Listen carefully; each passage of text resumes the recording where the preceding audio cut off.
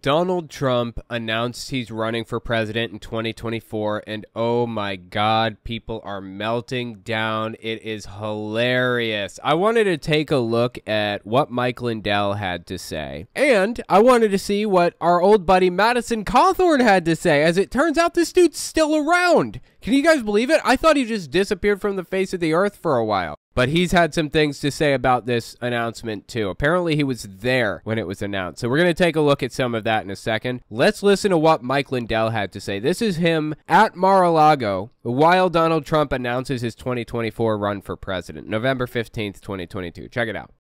They asked me about Ron DeSantis running against Donald Trump, and I said, after tonight, Ron will just endorse him in the morning. You got to believe that. Why would you want to waste all that time, energy, money, and everything else?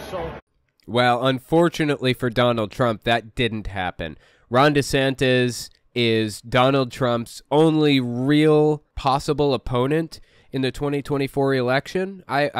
I guess that's the right term for it. The thing about Donald Trump is he controls 35 to 40% of the Republican base, I estimate roughly, but every other human being on planet Earth hates the dude. So you can't win primaries, you can't win nominations without Donald Trump, but you can't win general elections with the guy. He has enough Republican vote to win a primary, not enough vote to win a general election. And that is why Donald Trump running for president is generally viewed as a good thing moving forward. Trump lost to Biden in 2020, fair and square, and that was a fantastic sign for democracy, but that sign was reaffirmed in the 2022 midterms when just about everybody that Trump endorsed lost terribly. So it's going to be a really interesting thing to watch play out, this battle between Ron DeSantis and Donald Trump, that's for sure. And Mike Lindell hit the nail on the head with what he just said. He recognized the problem up front. DeSantis will likely run in 2024 also, possibly, and if he does, I believe, personally, just speculation, Donald Trump is going to take his bag and create a new party called the Patriot Party. He's already named it. Dead serious. This is a name that Trump already came up with, the Patriot Party. And he's going to wreck the Republican Party permanently. So I'm excited to see that. Anyway, keep listening to Lindell here. So very exciting here, and I'm in my element with all the fake news. I'm in my element with all the fake news. Oh my God, this guy is ridiculous. Interviews, and the main thing is what? Melt down the machines and turn them into prison bars. And it's been okay, the machines are primarily made of silicon. That's kind of a glass-like substance. I don't think you'd want to make prison bars out of that, but okay. It's been pretty amazing. They've all listened. Now we'll see if they print these things about our stolen midterms, elections, and primaries, everything that was taken from us. And yeah, so Mike Lindell, I don't think he's handling things very well. Has he ever, is the real question. Has he ever handled things well? So that brings us to Madison Cawthorn, November 15th, 2022. This guy was at the Trump announcement speech also at Mar-a-Lago, from my understanding. There were a lot of other really interesting characters there that I want to talk about. You guys may not even be aware of this. A lot of really high-profile QAnon figures were personally invited to Donald Trump's announcement. So, like I said, we're going to get there in a second. Let's watch Madison Cawthorn talk about Donald Trump and how much he loves him. Yeah, I will follow this man until the day I die, barring some terrible information, but this man has bled for us. This man has fought for us. This man has put... When did Donald Trump bleed for anybody? Literally, has he ever had a cut in his life? Has he ever even had a paper cut? Didn't he have like a butler to like shuffle papers for him?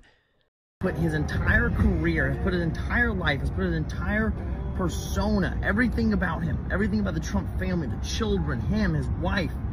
He's put it all on the line for every single one of us. And so to the conservatives who are talking about, oh, well, maybe his time's over, where is your loyalty? Dude, this is just unhinged from reality. I don't even know where this guy's head is at, first of all. Second, I see somebody in the chat mention, why dye your hair? Is he trying to look like Eminem? Is that like the goal here? It doesn't really work for him. And third, this is most definitely a cult-like mindset, what he's displaying for us here. He is deeply emotionally invested in Donald Trump to an unhealthy degree, seriously. This takes parasocial relationship to a new level. This is the kind of thing that you see in cults all the time. Where is your loyalty, he says. Time's over. Where is your loyalty? How can you look yourself in the mirror as a man and say, oh, well, I'll turn my back on somebody, you know, when the going gets tough or when it's not a sure thing. This man fought for you. This man gave us a strong nation. He gave us strong foreign trade. He gave us strong trade policies. He got us out of foreign interventionism. Like, none of this is true. Like, literally none of this. Everything that he's saying right now is completely fabricated. He stopped overpaying for NATO and for all of our alliances. He made the world fear us. And you know what? I don't really want a president who is just loved and going to be hugged on and wear the exact same clothes as some freaking communist dictator does in China. Okay, which president is wearing the same clothes as a communist dictator in China, first of all? And second, you don't want somebody who is loved and adored? I want a president who people are terrified of, who's going to push people out of the way when he's walking up, because he's the United States of freaking America, and he represents every single one of us. And there is his call to dictatorship once again. He doesn't want somebody who is loved by the people. He wants somebody who's going to rule with an iron fist. That's what it comes down to. If you're curious about what's going on with Madison Cawthorn right now, I did a little bit of research into where he's at in his life. Check this out. If you're watching this 5 years in the future, you're not even sure who he is. I'll just start from the beginning. He ran for Congress. He was a member of the Freedom Caucus, I think is what they call it. He's friends with Marjorie Taylor Greene, Lauren Boebert, and all of the other Nutter Butters from Nutter Butter City. I mean, he is a deep, deep red, far-right extremist believer. Well, he claimed a couple years ago, like after getting into Congress, he claimed that some people on Capitol Hill invited him to a cocaine-fueled orgy. And the people on Capitol Hill did not appreciate it very much when he came out and said such a thing to the news. So they basically excised him from the community. They started running negative ads against him and digging up dirt on him. I'm talking Republicans. Fellow Republicans did this stuff. And his primary came up and he lost. He lost his election against another Republican. So his term as a congressman is not actually up yet. He's still in Congress right now. He's a congressman. As of this moment, he leaves Congress in 2023. January 3rd, I think, is when the next Congress starts. But you know what he did? He's completely given up. He moved back in with his parents. He's not answering phone calls for constituents or anything anymore.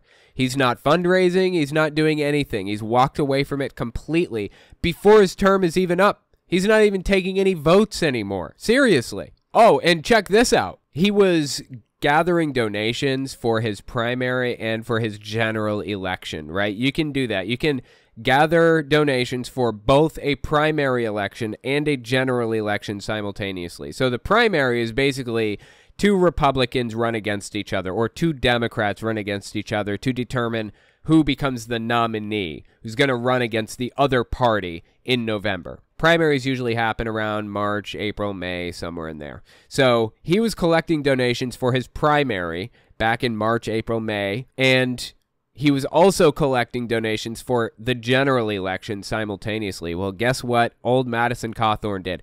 He spent every penny he had on his primary election, including his general election donations, which, by the way, is against the law. You can legally collect donations for both simultaneously, but if you lose your primary and you're not actually going to be running in a general election, you are legally obligated to return all of the general election donations that you received. So instead of refunding all of these general election donations, he spent them on his primary. And now he owes over $1 million in donations that he received for his general that he never had. He is, and it is beautiful, absolutely beautiful that this guy is in such deep right now. I love it to death.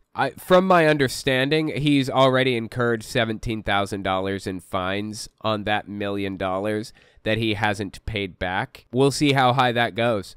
I suspect this guy may actually go to jail for some of this stuff. Get absolutely destroyed. So anyway, that's where Madison Cawthorn is right now, living with his parents, about $1 million in debt, and no way to make that up. Good luck, bud. Here is another really interesting character that showed up at Trump's Mar-a-Lago announcement speech. Now, this guy, you may not know who he is. I have shown him on my channel once. I never did a long-form story about him, but his name is, I think, Andrew Dilley. I forget his... Brendan. I'm sorry, his name is Brendan Dilley. Yeah, Brendan Dilley. Full-blown QAnoner. Just listen to what the guy has to say. We'll go from there. November 14th, 2022, the day before Trump announces that he's running for president. I just got invited to Mar-a-Lago for President Trump's announcement tomorrow night. So I am going down to Mar-a-Lago tomorrow. Dude, this guy's voice is something else. I don't know how he got famous using his voice. I'm leaving immediately after the show is over. I am flying in. Why? Why scream like that? Please. If you have a Gilbert Gottfried voice, you have no right to scream into a microphone, okay? I'm being picked up by mad liberals at the airport, and I am heading to Mar-a-Lago for an announcement from President Donnie J. Trump. And I am extremely nervous about this because, as you know, I am a basement-dwelling nerd who lives in his mother's house and doesn't normally go out into the public. Well, that's not something people usually admit there, Brendan, but that's beside the point. Here's why it's interesting that this guy, who almost nobody knows, who I only recognize in passing because I've talked about a story with him in it once, here's why it's interesting that he was invited to Mar-a-Lago for Trump's speech.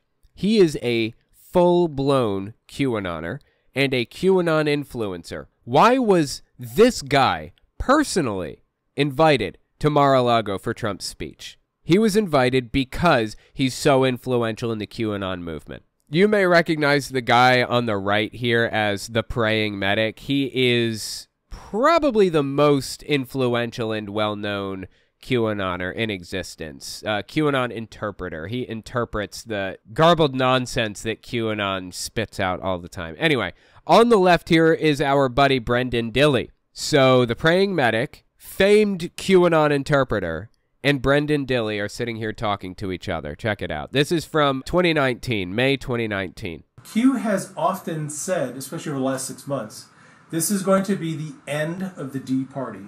The end of the Democrat Party.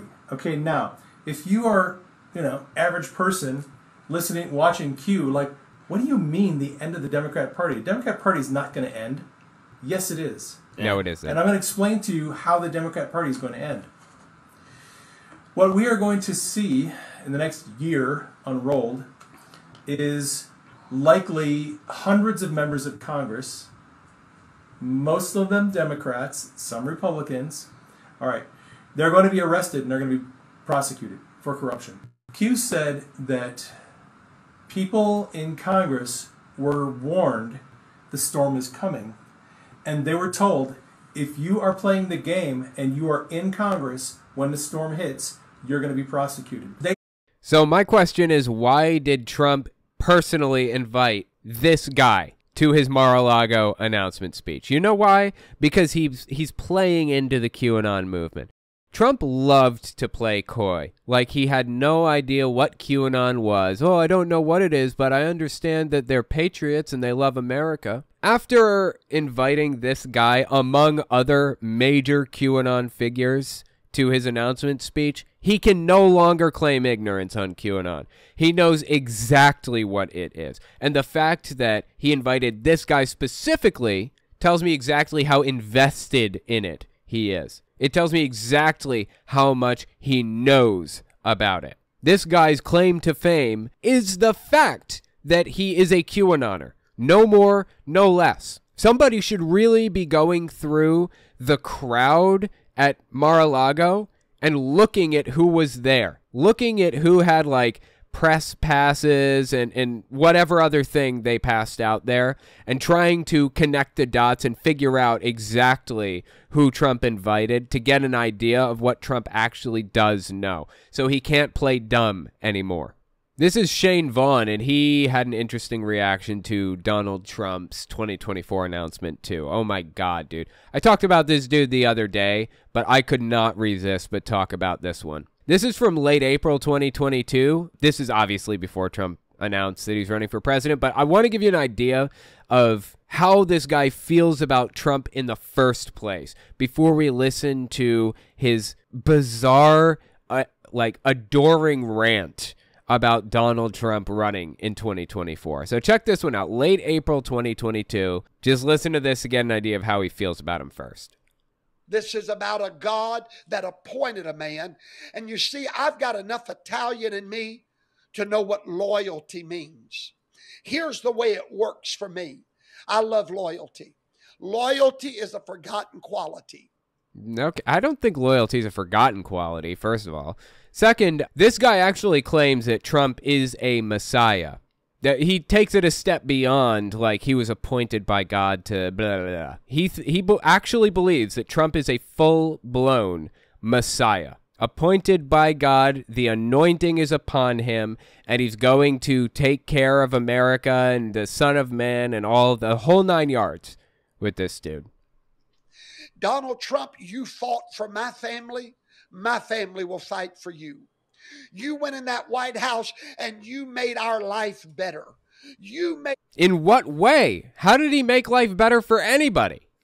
You made our economy better. You made our churches better.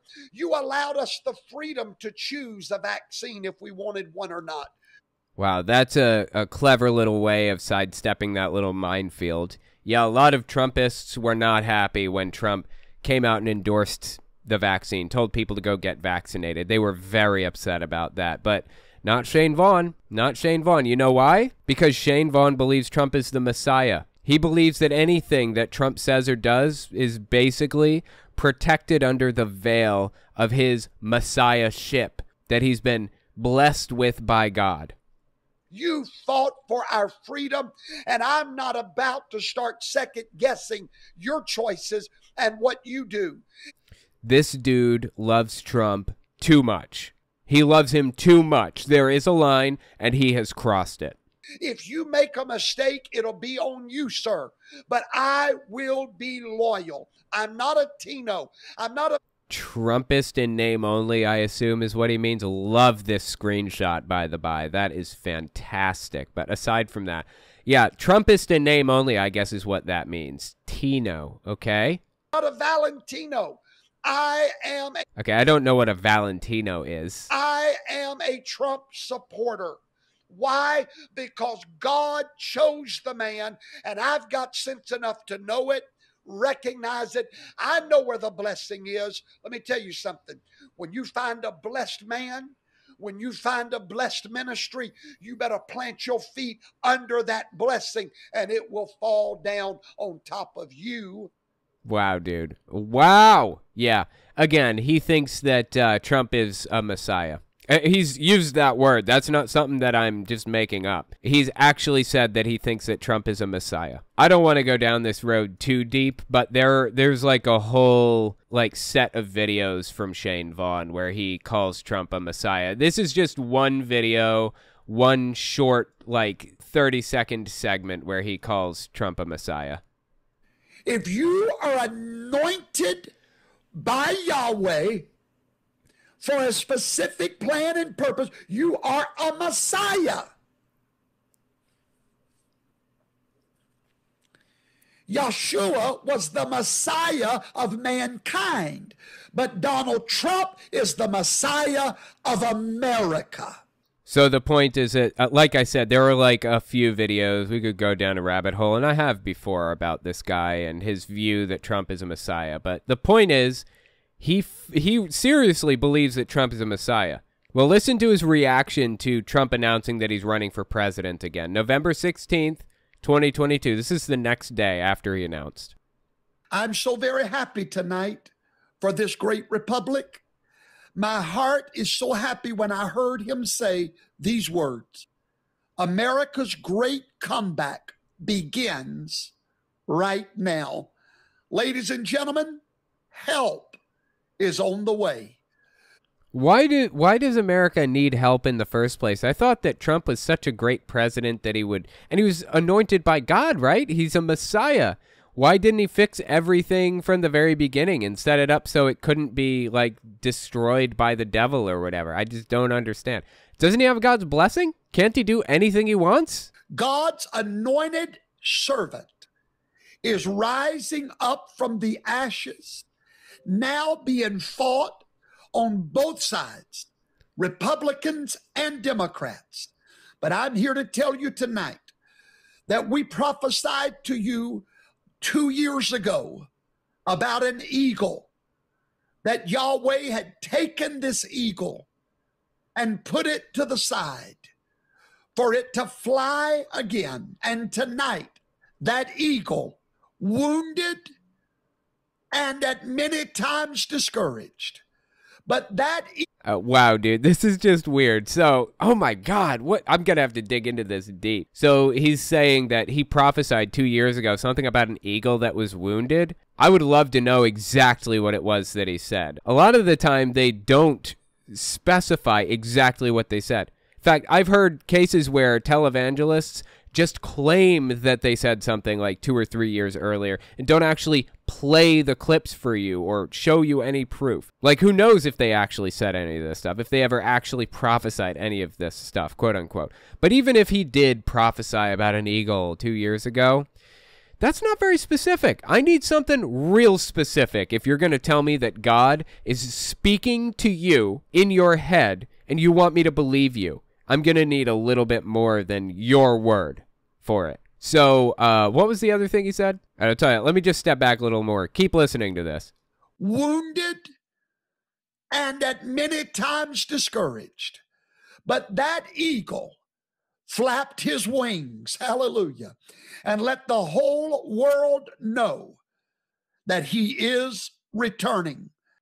So Trump is the eagle, I guess? This is just weird, dude. Shane Vaughn has an unhealthy obsession with Trump. Dead serious. This guy desperately needs help. This is, honestly, I gotta say, this isn't even the weirdest thing that I've heard Shane Vaughn say. I've heard some real weird stuff from this guy. Not necessarily even about Trump. I mean, there's that one time that Shane Vaughn, like, bought a bunch of Trump coins for, like, way more than they were actually worth. And you can't even use them anywhere except the Republic of Cameroon or something. He comes on there and brags about buying like 10 of them for like $3,000 when I mean, this clip came out like a year ago where he claims that they were worth $300 and in a year they're going to be worth $1,000. Right now they're worth $150. I am one of the few human beings on earth that holds in my hand what I'm about to show you. I am so excited about it. Maybe you're one of the few human beings that owns this because nobody else gives a shit about it. You ever consider that one? Official money, God's money, real MS-70 Silver Eagle coin. This is not a doubloon. This is the real, it's the only government money, official money in the world with my president on it. Yeah, only valid in the Republic of Cameroon. Dude, this guy's obsession with Trump is too much. It is too far. This guy needs to back off for his own good. Seriously. His head is so wrapped up in this, it can't be healthy. Cannot be healthy to be this obsessed over a single person, honestly. Let me know what you think of this guy in the comments or on Twitter at Telltale Atheist. Tell me if you want to see more stuff like this.